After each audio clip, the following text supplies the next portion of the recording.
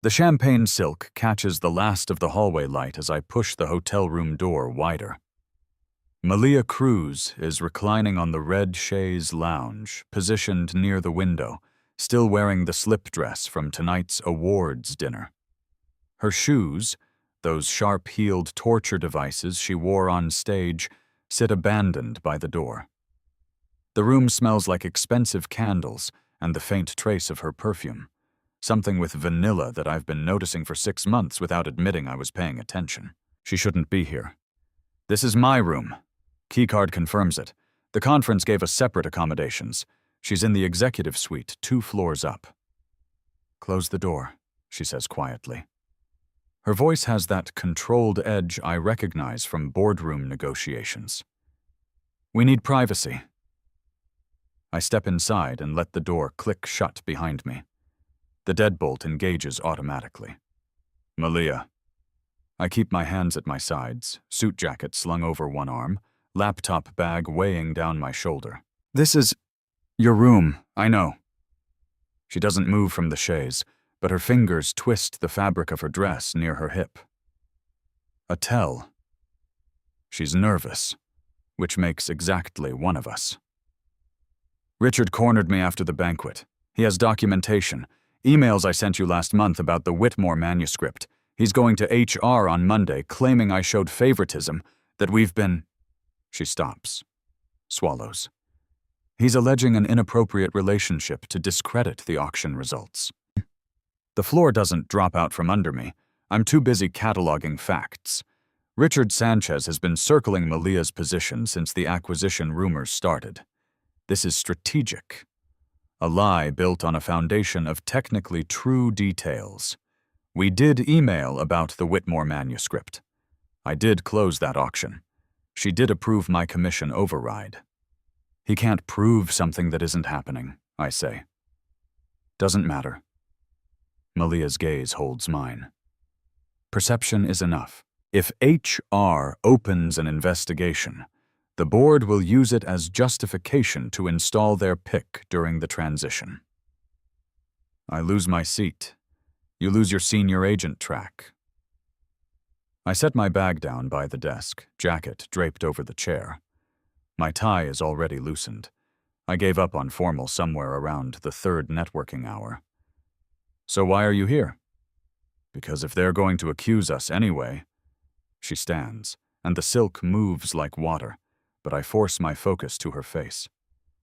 We need an actual strategy, something documented.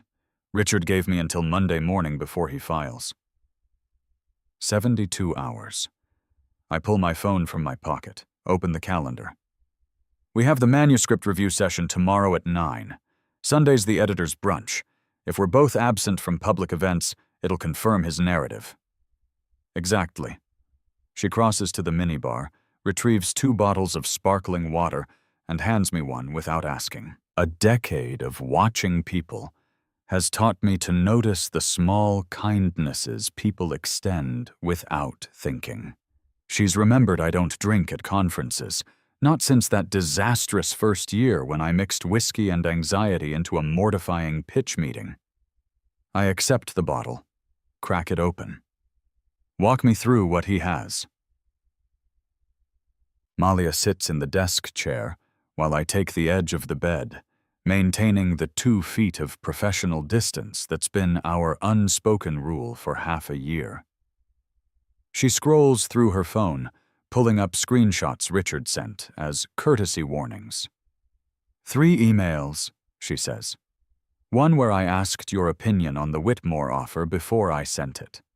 One where you used the phrase, "I trust your judgment," in response to contract terms. And one where I wrote, "Thanks for staying late.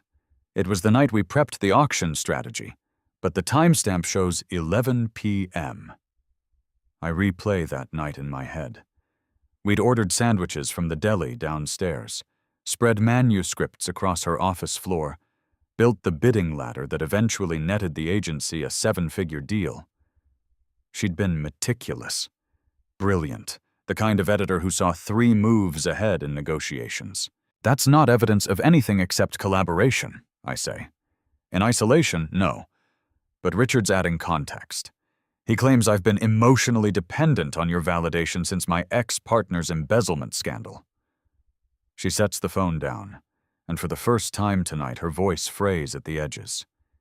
He's weaponizing my history, saying I latched onto you as what did he call it? A replacement for stable male approval. The ugliness of it sits heavy in the air-conditioned silence. Outside, Boston's financial district glitters with weekend emptiness. I run through responses. Discard 4. Land on truth. That's a targeted character assassination. He's not trying to prove an affair. He's trying to make you look unstable. Correct. She picks at the label on her water bottle. And the board's already questioning my judgment after I pushed back on the acquisition. If I look compromised, they'll force me out and install someone who'll rubber stamp the sale. The acquisition. Summit Literary Group, independent for 30 years, swallowed by a Manhattan corporate press that'll gut the boutique client focus and turn us into another volume factory. Malia's been the loudest voice against it, which makes her the biggest obstacle. Richard's working for them, I say. It's not a question. Can't prove it, but the timing's convenient. She looks at me then, really looks, and I see the exhaustion she hides behind sharp blazers and conference smiles. I'm sorry you're caught in this. You didn't sign up to be collateral damage in a corporate knife fight. I could leave it there, offer sympathy, strategize a defense, maintain the boundary we've both been so careful to preserve. But something about the way she's sitting, shoulders tight, fingers white-knuckled around plastic, makes me break protocol. Tell me what you need, I say. She blinks. What? Operationally, we have 72 hours to build a counter-narrative before Richard files on Monday. What does winning look like? A slow exhale. She straightens in the chair, and I watch her shift from vulnerable to tactical in real time. It's the same transition I've seen in negotiations. The moment she stops reacting and starts directing. We need witnesses to normal professional behavior, she says. Public interactions tomorrow and Sunday that demonstrate appropriate boundaries. If we're cold or avoidant, it supports his story. If we're collaborative and visible, it undermines the secrecy angle. Agreed. What else? Documentation of our working relationship. Every project we've collaborated on, time-stamped and contextualized. If he's building a pattern, we build a counter-pattern showing standard mentorship and team coordination. I'm already opening my laptop, pulling up our shared project files. I can have that compiled by morning. 6 months of emails, meeting notes, manuscript approvals, all showing above-board decision-making. She nods. And I'll draft a preemptive statement to HR, not defensive, just factual. Agent Garcia and I have worked together on multiple successful acquisitions, including the recent Whitmore auction. Our professional relationship has been collaborative and properly documented. They'll still investigate if Richard pushes. Let them. If we're clean, we're clean. I glance up from the screen. She's watching me with something I can't quite parse. Calculation mixed with something softer. Trust, maybe. Or exhaustion making her less guarded than usual. Why did you come to my room instead of calling? I ask. A pause. Then, because Richard's probably monitoring communications. And because... She stands, moves to the window, arms crossed. You've never lied to me. In 6 months, you've never once told me what I wanted to hear instead of what I needed to know. I trust your pattern recognition. If there's a flaw in my logic, you'll find it. The compliment lands heavier than it should. I've built a career on reading manuscripts, tracking narrative arcs, predicting market trends. Applying that same lens to people came later, a survival skill in an industry built on relationships and reputations. I don't see a flaw, I say carefully. I see a calculated attack designed to isolate you from your strongest advocate. The best defense is showing the board exactly what Richard's trying to hide. That you're effective because you build solid teams, not because you're compromised. She turns from the window. The city lights silhouette her profile, and I catalog details without meaning to.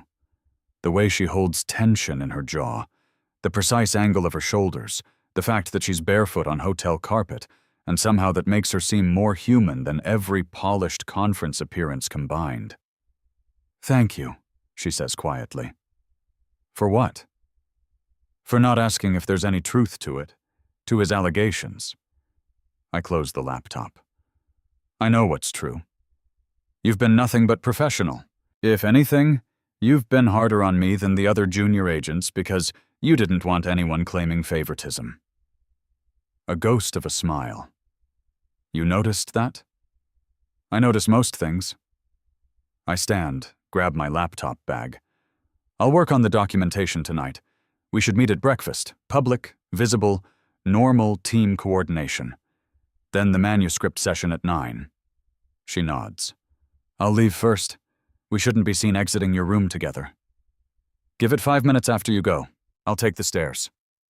She crosses to the door, slips her shoes back on. The armor goes back up with them. Shoulders square, spine straight. The editor who commanded that awards stage 3 hours ago.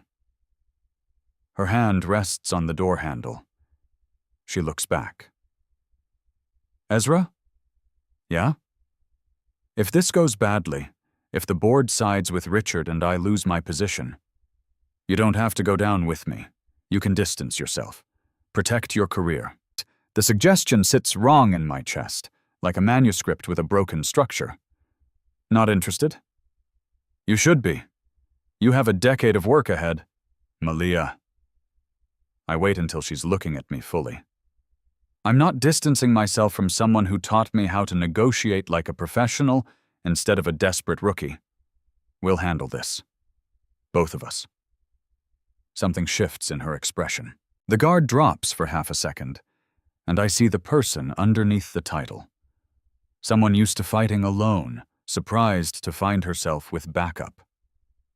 "Okay," she says softly. Then she's gone, door clicking shut, hallway silent. I stand in the empty room for 30 seconds, then pull out my laptop and start compiling evidence. Morning comes with terrible coffee and a strategy session disguised as breakfast. Malia and I claim a table in the hotel restaurant's corner, visible but not isolated, professional but not cold. She orders egg white omelet, fruit, black coffee. I get the full breakfast because my metabolism hasn't learned moderation and conference food is free.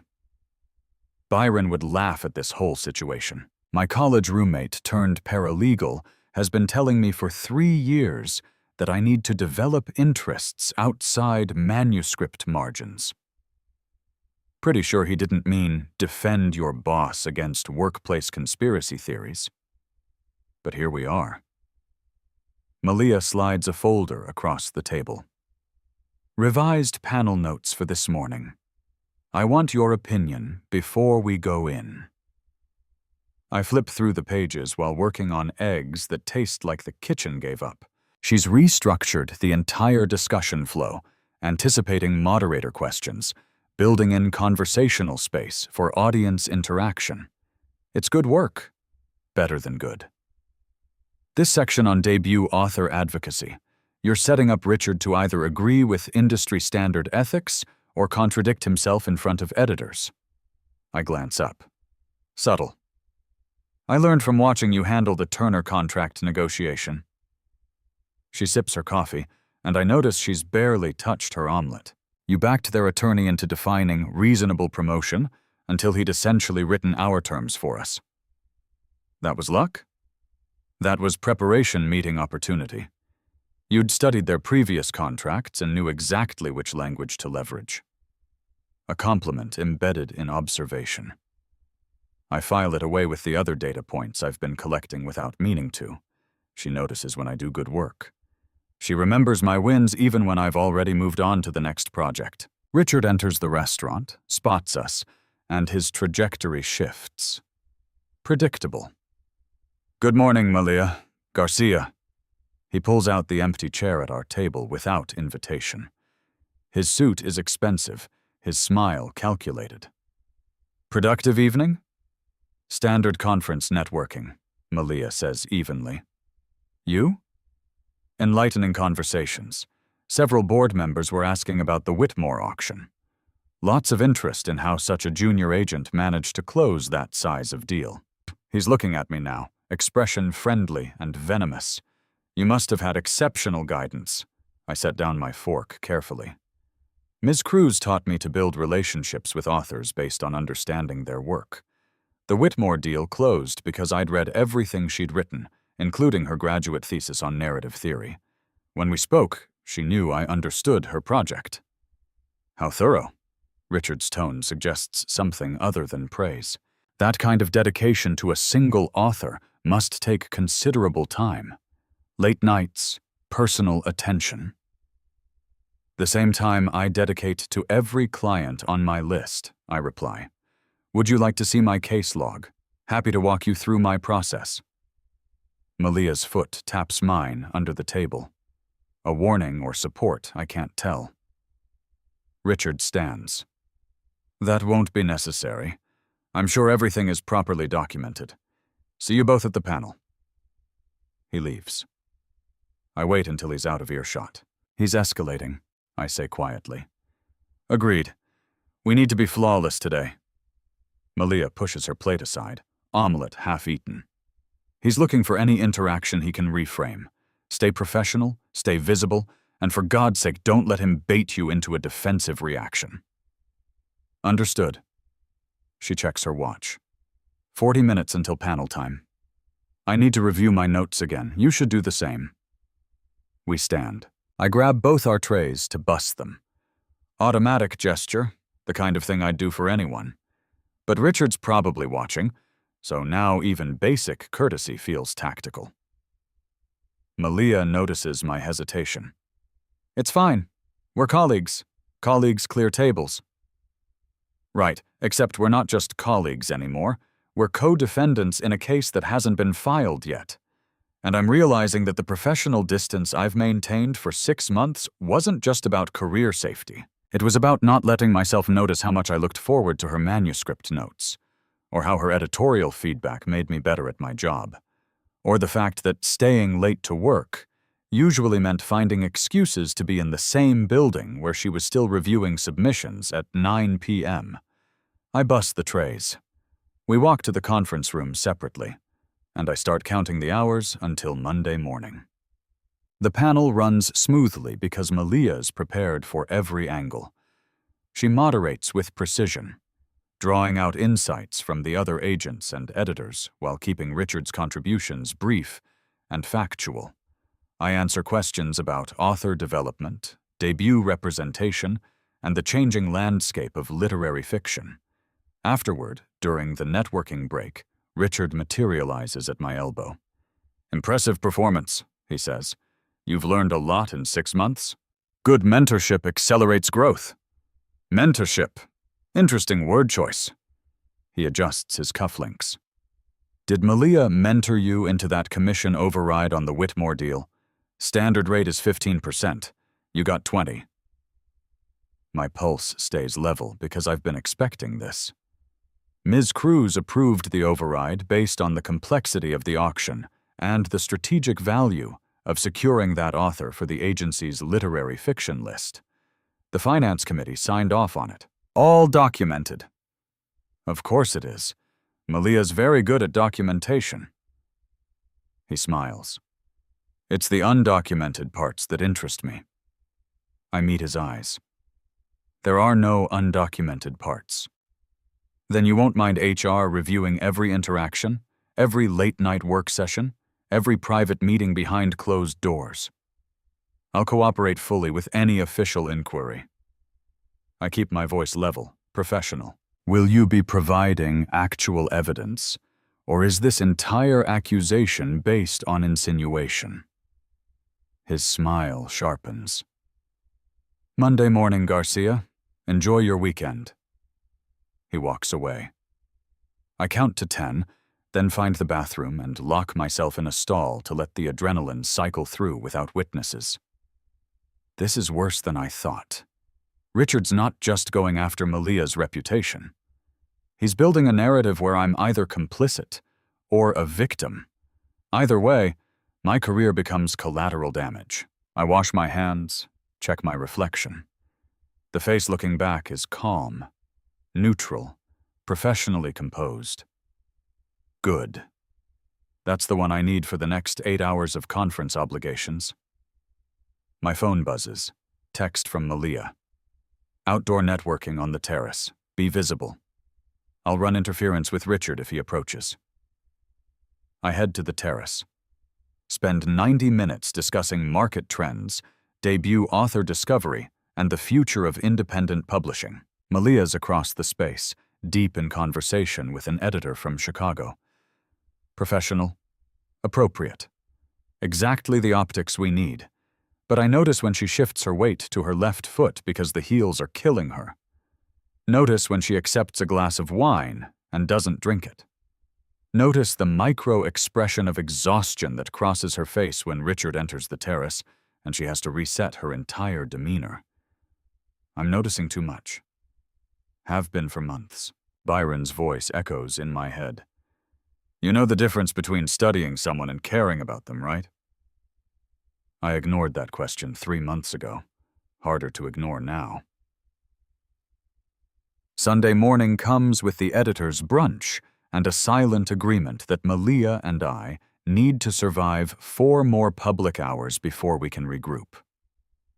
The hotel's event space is full of industry professionals networking over fruit platters and weak mimosas. I'm cornered by an editor from Boston who wants to pitch me on a memoir project when I notice Richard leading a board member, Janet Yee, Summit's CFO, toward Malia's position near the windows. Janet's presence here isn't standard. She doesn't usually attend conference events. I excuse myself mid-conversation and drift closer, staying just within earshot, while pretending to review the buffet options. Appreciate your dedication to the agency, Janet is saying, but the board has concerns about decision-making during the transition period. My decision-making has been consistent with Summit's mission, Malia replies. Every acquisition I've championed has performed above projection. Yes, but there are questions about your judgment, specifically regarding delegation and oversight of junior agents. Richard's influence, clearly. He's been feeding Janet the narrative all weekend. I'm happy to address any specific concerns, Malia says. Her voice stays level, but I can see the tension in her shoulders. My working relationship with the agent team has been thoroughly professional and well documented. Of course, we'll be conducting a review next week. Standard protocol. And Janet's tone makes it clear this is anything but standard. I wanted to give you advance notice as a courtesy. Translation. The investigation is already decided. They're just going through motions before removing her. Janet walks away. Richard lingers. You fought well, he says quietly. But you're on the wrong side of history. The acquisition goes through with or without you. This way, at least you can leave with some dignity intact. I'm not leaving. Then you'll be removed. Your choice. He glances toward me, knows I've been listening, and smiles. Think about Agent Garcia, at least. Does he really deserve to have his career destroyed because you can't accept change? He leaves. Malia stands very still, staring out the window at Boston Harbor. I cross the space between us, stand beside her, maintaining that same 2 feet of professional distance we've kept all weekend. How much did you hear? She asks without looking at me. Enough. They're going to force me out regardless of HR's findings. The investigation is theater. Richard's already won. I watch a ferry cross the water, calculate trajectories. Not if we change the game. What game? They control the board. The acquisition vote happens in 2 weeks. Once it passes, they'll install whoever they want as editorial director. Then we don't fight the acquisition. We fight the narrative. She turns to look at me. Explain. Richard's strategy relies on isolating you, making you look like a compromised decision-maker who can't be trusted. But what if we prove the opposite? What if we show the board that you're so effective at building teams and developing talent that losing you would actually hurt the acquisition's success? They don't care about long-term success. They care about short-term compliance. They care about optics, a hostile takeover that immediately ousts the agency's most successful editor looks bad to authors and agents. It signals instability. I'm thinking out loud now, seeing the pattern. But if we can demonstrate that your leadership is directly tied to agency performance, they can't remove you without admitting the acquisition will damage the very asset they're buying. Malia's quiet for a long moment. You're suggesting we build a case that I'm more valuable inside the new structure than outside it. Exactly. Make yourself indispensable. Then they can't afford to let Richard's accusations stick. That requires proving measurable impact, performance data, client retention, revenue attribution, which you have. 6 years of editorial direction. I can pull the analytics, show exactly which acquisitions you've championed and how they've performed. We build a presentation for the board that makes removing you look like financial malpractice. She's running through scenarios. I can see it in her eyes. It might work, if we can get the data compiled before Monday's HR meeting. I can have it ready by tonight. Tonight? Ezra, that's hundreds of contracts, multiple fiscal years. I built a tracking database for my own client list 3 months ago. Same methodology applies to your editorial acquisitions. Give me access to the archives in 8 hours. She studies my face like she's reading a manuscript, looking for the crack in the logic. Why are you doing this? The honest answer is complicated. Because I hate watching competent people get destroyed by office politics. Because the agency is better with her in it. Because somewhere in the last 6 months, my professional respect turned into something harder to categorize, and I'm not ready to examine that while we're in crisis mode. I give her the simpler truth. Because it's the right strategy. And because you'd do the same for me. A slow nod. Okay, let's do it. We'll need to work somewhere private. Can't risk Richard seeing us collaborate and adding it to his evidence file. My suite has a workspace, 2-room setup, full desk, and printer. My brain immediately flags the optics problem. Malia, if Richard finds out I was in your hotel room, he won't. And if he does, we're working on documented business strategy. Everything we produce tonight will have timestamps, version tracking, and a clear audit trail. Let him try to spin that as inappropriate. She's right. And we're out of time. Okay, what time? 6 p.m. I'll order dinner. Working meal, properly expensed. A small smile. See? Documentation. The brunch winds down. We separate, maintain visibility, play our parts. But I'm already running database queries in my head, mapping out the analysis architecture that'll take a weekend of work and compress it into 8 hours. At 5:55 p.m., I knock on the door of Suite 1, 847. Malia opens it, wearing jeans and a sweater, the most casual I've ever seen her. Her hair is pulled back, glasses on, the armor of conference professionalism traded for something that looks like the person who stays up past midnight reading submissions because she loves the work. Come in, she says. I've got the contract archives pulled up. Thai food will be here in 20 minutes. And I made coffee, because we're going to need it. The suite's workspace is already organized. Laptop, printer, legal pads, color-coded sticky notes. She's laid out the project like a military operation. I set my bag down, pull out my own laptop. Let's build your case. For the next 8 hours, we work. The data tells a clear story. In 6 years, Malia Cruz has acquired 43 titles. 38 are still in print. 29 have earned out their advances.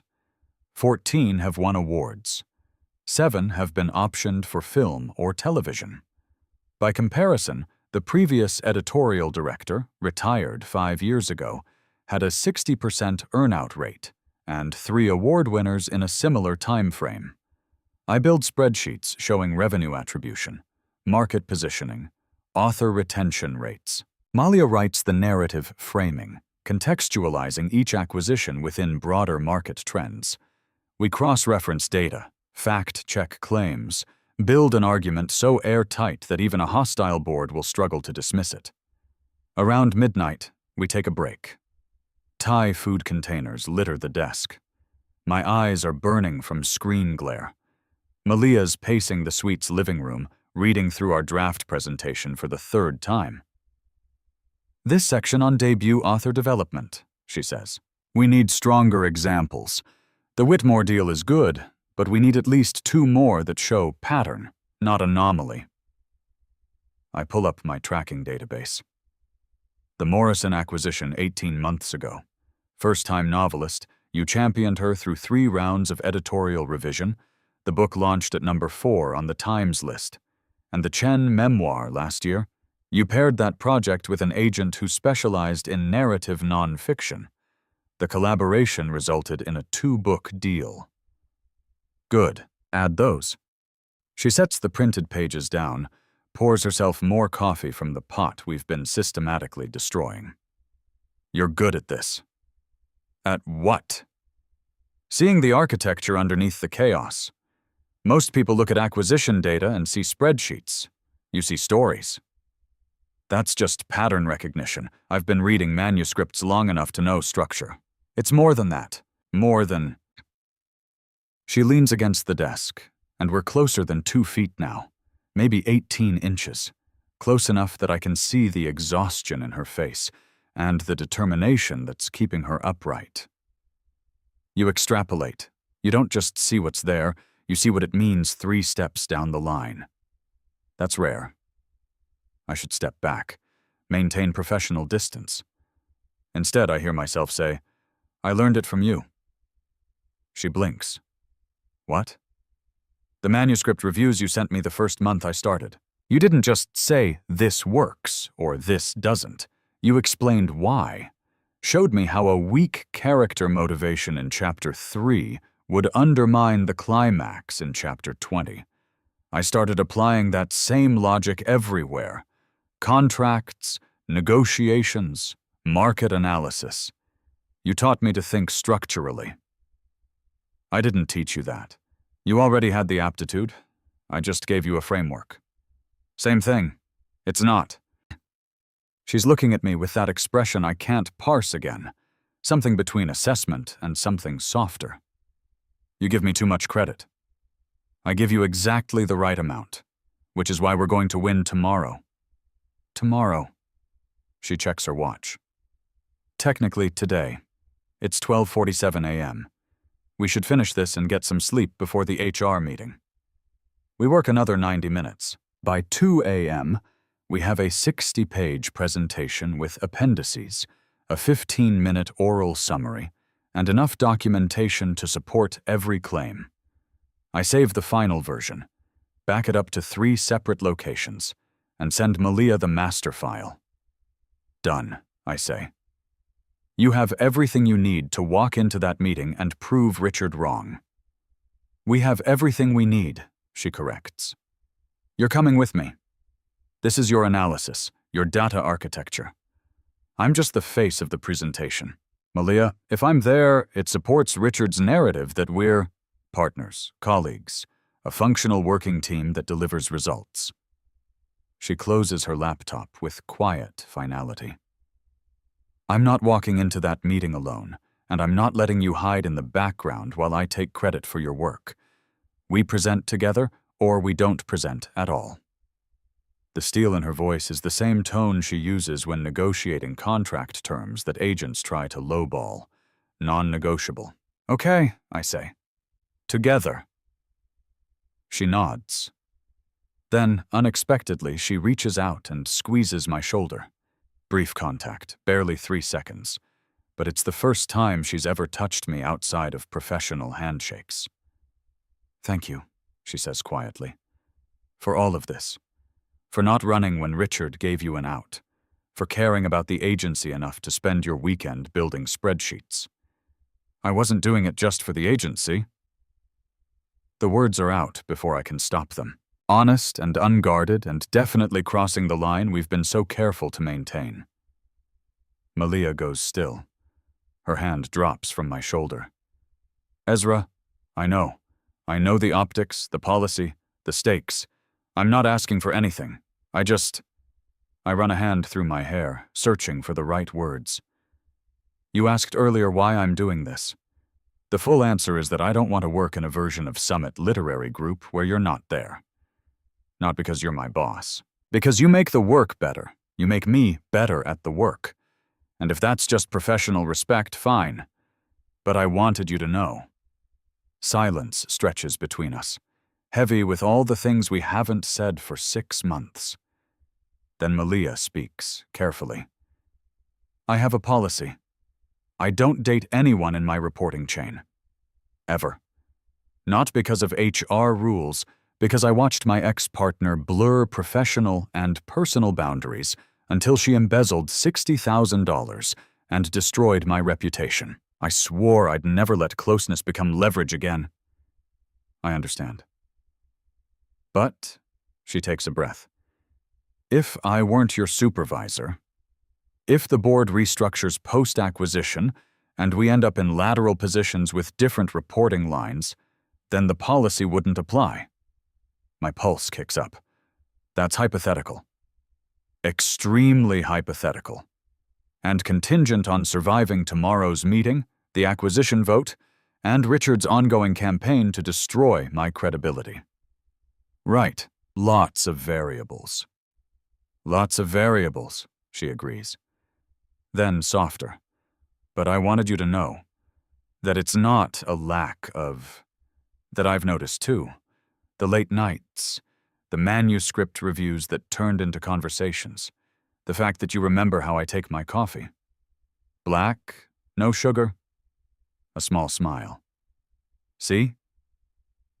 We stand there in the quiet hotel suite, 2 feet of charged space between us, both knowing we can't close the distance but relieved to finally name what's been building. We should get some sleep, Malia says eventually. 4 hours until the meeting. Yeah. I gather my laptop, jacket. I'll see you in the conference room. Ezra? I turn at the door. Monday morning, she says. After all this is done. However it ends. We should talk, properly. Okay. I leave. Make it to my room. Lie in bed staring at the ceiling, running through tomorrow's presentation strategy, and trying not to think about hypotheticals. Trying and failing. The HR meeting happens in a windowless conference room that smells like recycled air and anxiety. Richard's already seated with Janet and 2 other board members. The HR director, a woman named Patricia Gao, sits at the head of the table with a legal pad and an expression of professional neutrality. Malia and I enter together. I'm carrying the presentation materials. She's carrying the confidence of someone who's prepared for battle. Thank you for meeting on short notice, Patricia begins. Mr. Sanchez has raised concerns about professional conduct that require official review. Ms. Cruz, Agent Garcia, you've been made aware of the allegations. We have, Malia says calmly, and we've prepared a comprehensive response that addresses not only the specific accusations, but also provides context about the working relationship in question. Richard leans forward. With respect, we're here to discuss policy violations, not performance reviews. The 2 are connected, I say.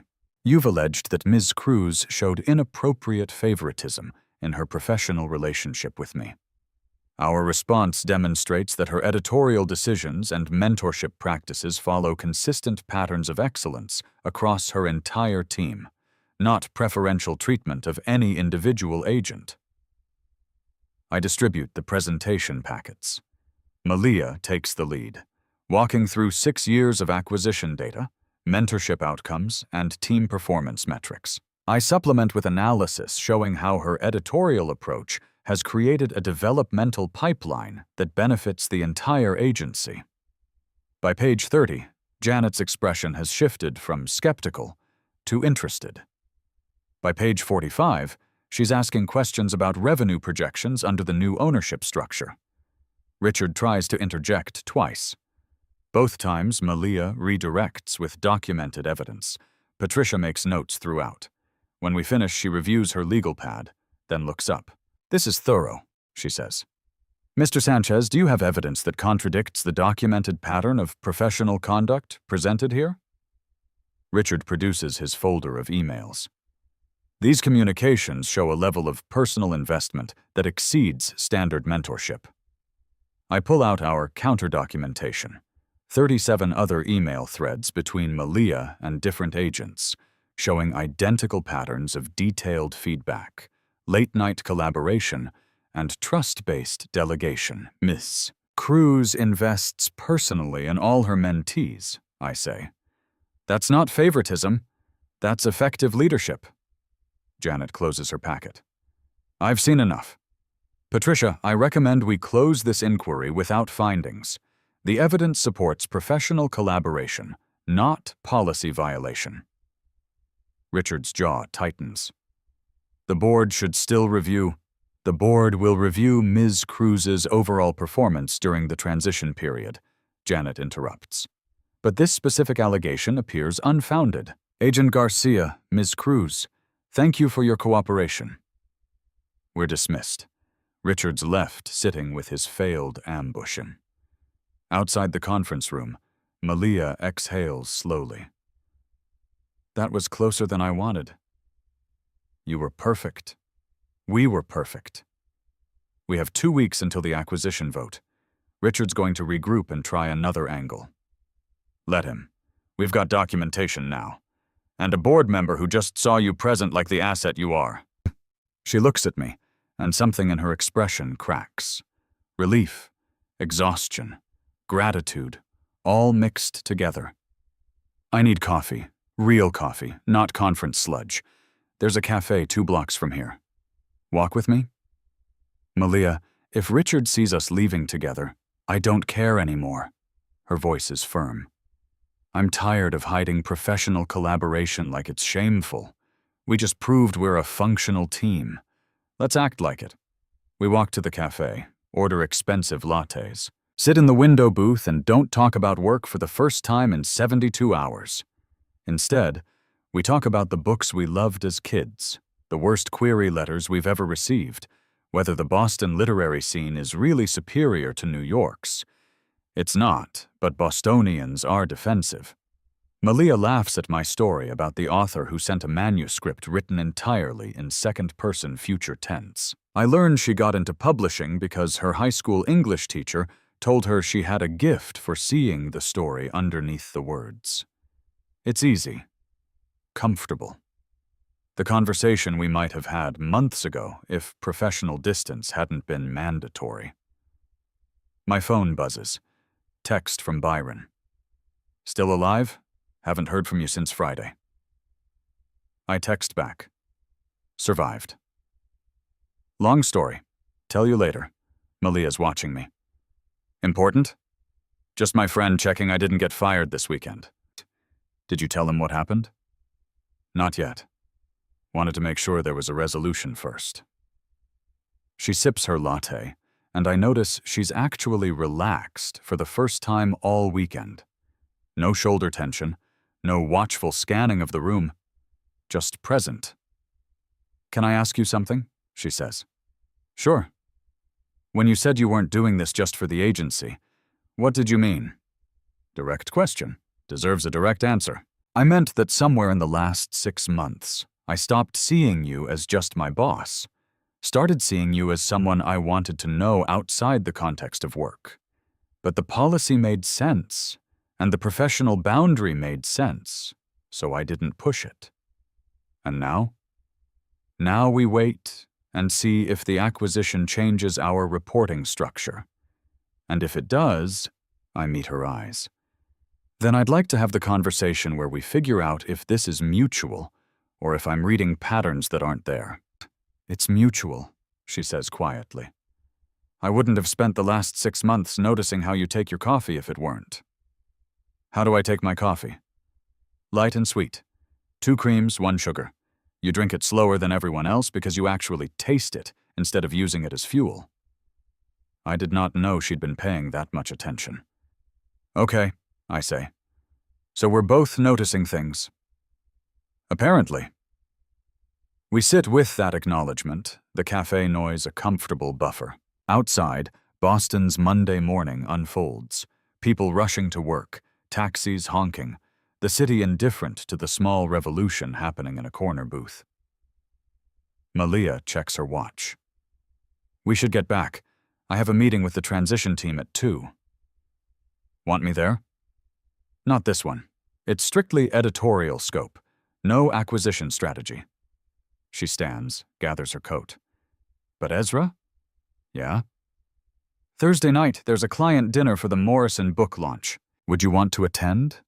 Professional capacity, networking opportunity, but also... She pauses. Also because I'd like you there. It's an invitation with layers. Public. Professional. And something more. I'll be there, I say. We walk back to the office separately, maintaining the optics that suddenly feel less important than they did 72 hours ago. The next 2 weeks blur into a marathon of transition meetings, acquisition planning, and the board vote that'll determine Summit's future. Richard stays quiet, regrouping after his failed HR ambush. The acquisition passes with a 7-3 vote. Malia's among the opposition, but she's professional about the loss. The new ownership announces structural changes. Effective immediately, editorial and agent operations will report through separate chains. Malia remains editorial director. I'm promoted to senior agent with a team of my own. We're no longer in the same reporting line. Thursday night arrives. The Morrison launch party is at a bookstore in Brooklyn, packed with authors, editors, agents, and publishing industry professionals who all seem to know each other. I spend 90 minutes networking, discussing upcoming projects, congratulating the author on her success. Malia's across the room in a dark blue dress that's professional and elegant, and making it very difficult to focus on the conversation I'm having about foreign rights. Eventually, the crowd thins. I find her near the biography section, reading jacket copy on a book about presidential speechwriters. Good party, I say. Morrison's thrilled. The book's already going into a second printing. You called that back when you first read her manuscript. Said it had breakout potential. I had help developing it. She shelves the book, turns to face me. Your editorial notes on her third act pacing were better than mine. I learned from the best. We're in public, surrounded by industry colleagues, but the space between us feels private, charged. So, Malia says, the reporting structure changed. It did. Which means the policy no longer applies. Technically correct, she smiles. You're going to make me ask, aren't you? Ask what? If you want to have dinner sometime. Actually dinner, not a working meal. I've been waiting for this conversation since Sunday morning, but now that it's here, I want to get it right. Yes, I say. But I need to know something first. What? Are you asking because you're interested, or because you feel obligated after everything that happened with Richard? I'm asking because I've spent 6 months being professionally impressed by you and personally curious about you, and now I finally get to act on the curiosity. She steps closer, just 6 inches, but it matters.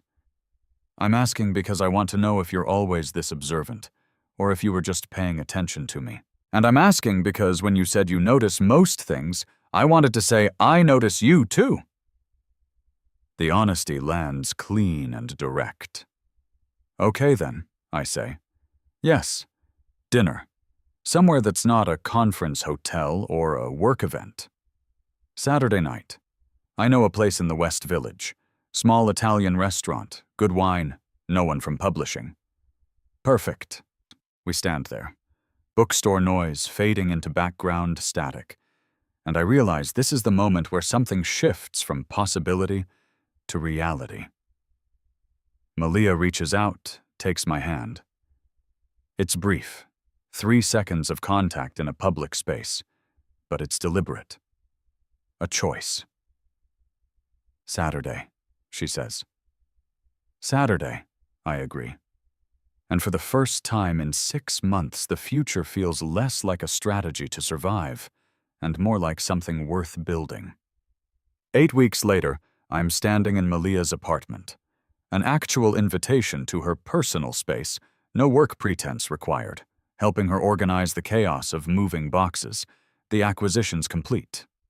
Summit Literary Group is now an imprint of a larger press, but Malia negotiated editorial autonomy as part of her new contract. She's kept her team, her decision-making authority, and her office with the good window light. Richard transferred to the Los Angeles office. His choice, officially. But the Whisper Network says he was given an ultimatum after the board reviewed his performance metrics against the results Malia presented in that HR meeting. I've been running my own team for 6 weeks now. 3 junior agents, a development pipeline, and the same mentorship approach Malia used with me. Detailed, invested, structural. This box is labeled Kitchen MySC, but it's full of manuscripts, I call from the living room. That's because everything is manuscripts, Malia calls back from the bedroom. I have a problem. You're a dedicated editor. I'm a hoarder. There's a difference. I sort through the box, recognizing titles. Some are published books. Others are projects that didn't work out. All of them marked up with her handwriting. Notes in margins. Questions in red ink.